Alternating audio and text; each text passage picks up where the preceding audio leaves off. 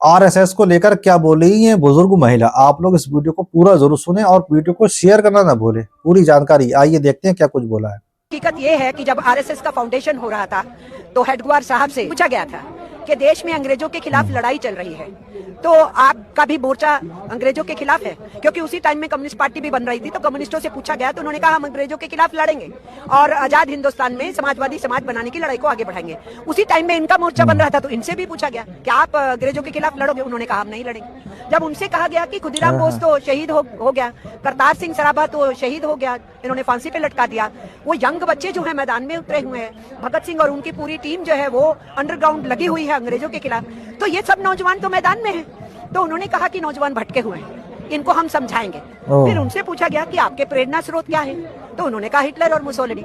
फिर इनसे पूछा गया कि आपका फलसफा क्या है, आपकी आइडियोलॉजी क्या है, तो उन्होंने कहा नाजीवाद फांसीवाद। कहा ही नहीं, इन्होंने मुंजे को भेजा था इटली, जो मुसोलिनी से मिलके आए थे, जो वहां से सीख के आए थे संगठन कैसे चलाना है, और जो उनकी ड्रेस थी ना वो यहाँ इंट्रोड्यूस की गई थी, काली टोपी, सफेद शर्ट, खाकी निकर, जिसको अब निकर को इन्होंने पेंट में बदला है। तो इनकी सोच नाजीवादी फांसीवादी रही है, ये हमारा इल्जाम नहीं है, ये इनके गुरु का कमिटमेंट है। उन्होंने कहा ये हमारी सोच है, हमारा इल्जाम नहीं है कि तुम हिटलर के चेले हो, मुसोलिनी के चेले हो। उनके गुरु ने कहा कि उनके इंस्पिरेशन वही थे।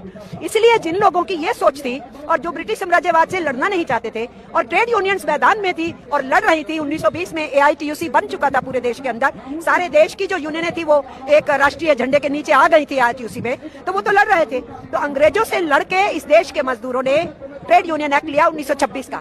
1922 में हमने हासिल किया अपने खदानों में काम करने वाले, खनिजों में काम करने वाले माइन एक्ट उनके लिए हासिल किया। हमने 1923 में कानून अंग्रेजों से छीना, compensation act, compensation and maintenance. हमने 1935 में पेमेंट ऑफ वेजेस एक्ट हासिल किया और उसको लेकर के हम आगे बढ़े और काम के घंटे सुनिश्चित हो, सामाजिक सुरक्षा दी जाए, भविष्य की पेंशन दी जाए, ये सब चीजों के ऊपर लड़ाई चल रही थी।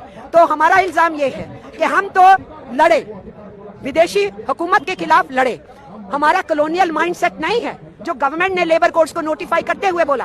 कॉलोनियल माइंडसेट इस गवर्नमेंट का है जो हमें ब्रिटिश राज के उस दौर में, भयानक दौर में फेंक रहे हैं जहां 16 घंटे, 17 घंटे, 18 घंटे मजदूर काम करता है। और मुसलमानों को देश का गद्दार बताया जाता है। बाकी दोस्तों इस पूरी जानकारी को लेकर आपका अपना क्या बोलना है, आप लोग इस वीडियो को ज्यादा से ज्यादा शेयर करें।